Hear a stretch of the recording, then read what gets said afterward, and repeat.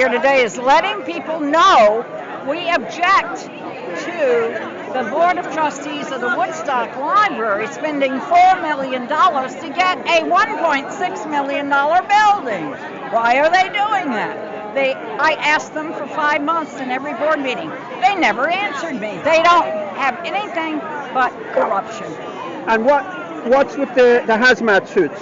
Well, if we had to go into the library they bought at 10 Dixon, it's really just a building, we had to wear these suits because there's lead and arsenic there and trichloroethylene as proved by Collier Engineering.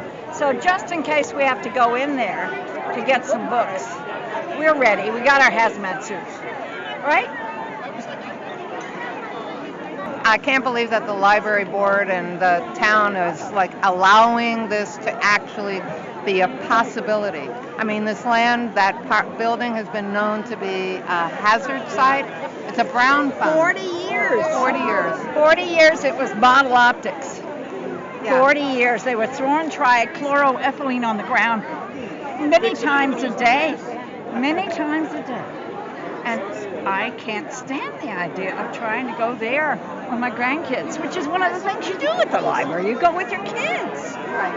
Right. No, I won't. So tell me about the tests that they did, and they said that everything was good. Tell me about those tests. Well, they asked Collier Engineering to give them a test when they saw the old test that said there was lead and arsenic. Jeff Collins asked Collier to give them a test that would let them move in. So maybe he gave them a little bakshish. So that would happen. And they wrote a test that did not even go to the same place the other test went to find the toxins. They did only 2 borings. One got full of creosote because since that early test was done, Les Walker put a hard top, a black top, on top of the toxic part of everything near the septic field. Oh my God, grandkids to sit on that grass. I don't want them to get sick. And how would they get sick? From the soil. The lead and arsenic and trichloroethylene are in the soil, and it's going to get in the Woodstock water.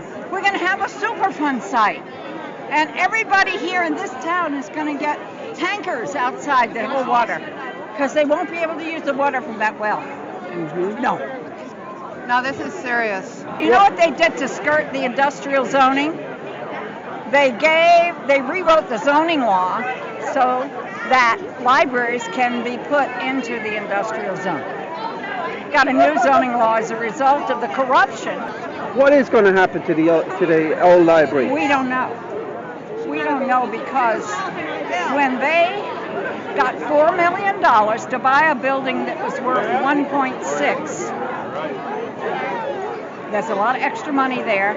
They don't have to sell the old building in order to meet their budgetary needs, but they're gonna, because they love spending money.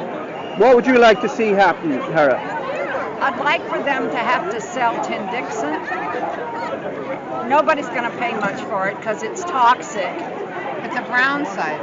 It's really brown. It's contaminated beyond belief. And if they have to sell that, they're going to end up in the red. And the town, unfortunately, is the one that'll be in the red. We will owe $4 million of our tax money for something that got sold for, if we're lucky, $1 million. Then they can renovate. Then we want to renovate the old library. We've been suggesting that for 17 years, just 17 years. And they ignore us. And it would cost a lot less than $4 million.